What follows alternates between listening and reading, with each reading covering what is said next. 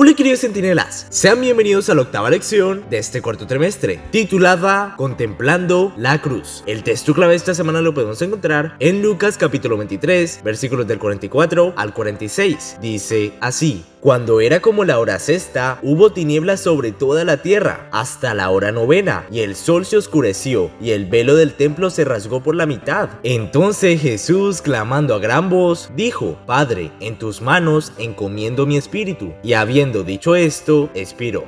La lección de esta semana ofrece la oportunidad ideal para que contemplemos la cruz del Calvario. No debemos subestimar el poder de contemplar la cruz. La Biblia nos recuerda que por medio de la contemplación somos transformados. Nuestra oración deberá ser un ruego porque el Espíritu Santo nos ayude a vivir por Cristo, tal como Él murió por nosotros. Desde la cruz del Calvario, Cristo nos invita a vivir una vida de sacrificio, de perdón, perseverancia, abnegación y gracia. Elena de White afirmó: la cruz del Calvario nos atrae con poder, ofreciéndonos una razón por la cual deberíamos amar a nuestro Señor y hacerlo el primero y el último y el mejor en todo. Deberíamos ocupar el lugar que nos corresponde como penitentes humildes al pie de la cruz. Allí, al contemplar la agonía de nuestro Salvador, al Hijo de Dios que muere, el justo por los injustos, podemos aprender lecciones de mansedumbre y humildad de mente. Contemplemos a aquel a cuya sola palabra acudirían legiones de ángeles en su ayuda, transformado en un objeto de diversión y burla, de injurias y odio. Él mismo se entrega como un sacrificio por el pecado. Al ser vilipendiado, no amenaza. Cuando se lo acusa falsamente, no abre su boca. En la cruz, ora por sus asesinos. Al morir, paga un precio infinito por cada uno de ellos. Soporta sin murmurar el castigo por los pecados del hombre, y esta víctima que no se queja es el Hijo de Dios. Su trono existe desde la eternidad y su reino no tendrá fin. Miren hacia la cruz del Calvario. Observen a la víctima real que sufre por causa de ustedes. En la lección de la semana pasada pudimos seguir de cerca el enjuiciamiento ilegal de Jesús. La historia de esta semana presenta el camino cruel y doloroso del Salvador hasta la cruz, instrumento vergonzoso que se volvió símbolo de nuestra redención.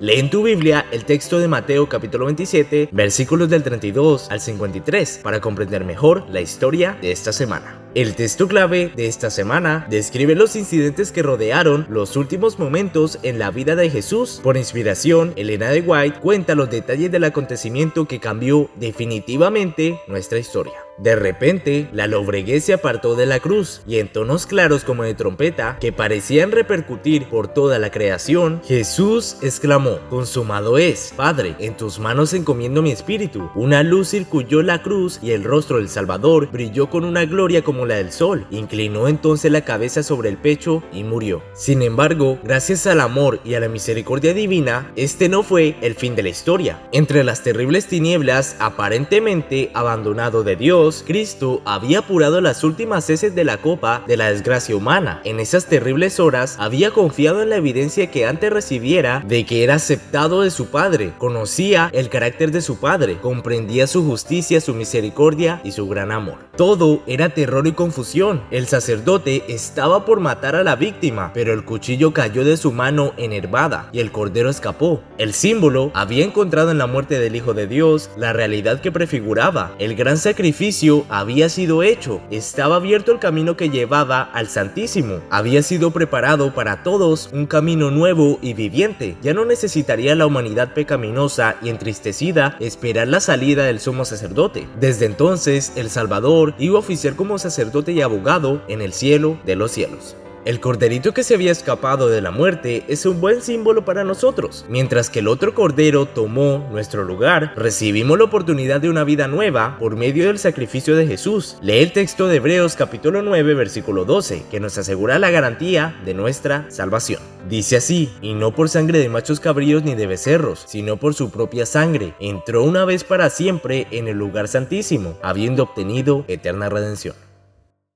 Ahora entremos al espacio de los datos curiosos de la lección número 8, para ver si lo sabían o no. Número 1. El Gólgota, lugar de la calavera, recibió ese nombre en razón de su apariencia. Era un lugar destinado a ejecuciones regulares. La localización era de fácil acceso y fuera de la ciudad. Las autoridades del gobierno creían que las ejecuciones en ese lugar servirían para disminuir el crimen. Número 2. Cuando Jesús no pudo ya cargar más su pesada cruz, los soldados obligaron a Simón de Cirene a levantarla y cargarla. Hubo dos razones para que fuera escogido. No era judío y había manifestado compasión por el sufriente. Con respecto a esta situación, Elena de White nos dice: Simón había oído hablar de Jesús, sus hijos creían en el Salvador, pero él no era discípulo. Resultó una bendición para él llevar la cruz al Calvario y desde entonces estuvo siempre agradecido por esta providencia. Lo indujo a tomar sobre sí la cruz de Cristo por su propia voluntad y a estar siempre alegremente bajo su carga. Número 3. Los sacerdotes pidieron a Pilato que cambiara la inscripción que estaba clavada encima de la cabeza de Jesús, con el propósito de que no existiera ninguna identificación con los judíos. Número 4. Elena de White dice lo siguiente con respecto al ladrón en la cruz, quien reconoció a Jesús como su Salvador. Había visto y oído a Jesús y se había convencido por su enseñanza, pero había sido desviado de él por los sacerdotes y príncipes. Procurando ahogar su convicción, se había hundido más y más en el pecado, hasta que fue arrestado, juzgado como criminal y condenado a morir en la cruz. Aun cuando estos eran sus últimos momentos de vida, él aceptó a Jesús y fue salvo. Número 5. La crucifixión de Jesús fue el escenario que desenmarcó definitivamente el carácter de Satanás delante del universo. El enemigo, la antigua serpiente, mordió el calcañar del Salvador al infligirle todo el sufrimiento imaginable posible a lo largo de su vida, y especialmente en la cruz. Sin embargo, la muerte de Jesús y su resurrección representan el golpe final que abatiría para siempre la cabeza de la serpiente. Mas el herido fue por nuestras rebeliones, molido por nuestros pecados. El castigo de nuestra paz fue sobre él, y por su llaga fuimos nosotros curados. Isaías 53:5.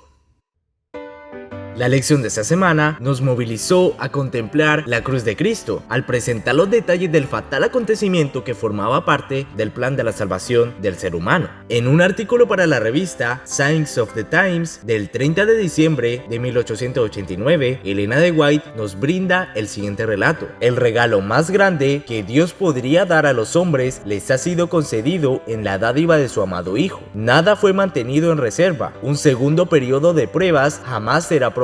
Si el inefable regalo no conduce al hombre al arrepentimiento, no hay nada más que le conmueva el corazón. No existe ningún poder reservado para accionar y despertar sus sensibilidades. Todo el carácter de Dios ha sido revelado en su Hijo. Todas las ganas de posibilidades del cielo están expuestas para la aceptación del hombre en el Hijo del Infinito. El camino de retorno del hombre hacia Dios y al cielo no tiene barreras. Las incomparables profundidades del amor del Salvador han sido demostradas, y si esa manifestación del amor de Dios por los hijos de los hombres no prevalece en atraer a los hombres hacia Él, no hay nada que lo haga. El plan de la salvación es tan elevado que no puede ser completamente alcanzado por el pensamiento humano. Es demasiado grande como para ser totalmente abarcado por la comprensión finita. ¿Será que se siente difícil imaginar por qué el cielo se sorprendió al ver que el hombre actúa como si el regalo de Dios no tuviera valor? Solamente existe la salvación por medio de Jesucristo, y nunca deberíamos menospreciar lo que sucedió aquel viernes, cuando el Hijo de Dios murió para que tú y yo pudiéramos vivir. ¿Qué significado tiene la cruz para ti? La descripción de la crucifixión de Jesús moviliza nuestros sentimientos. Lee con atención los capítulos 78 y 79 del libro El Libertador.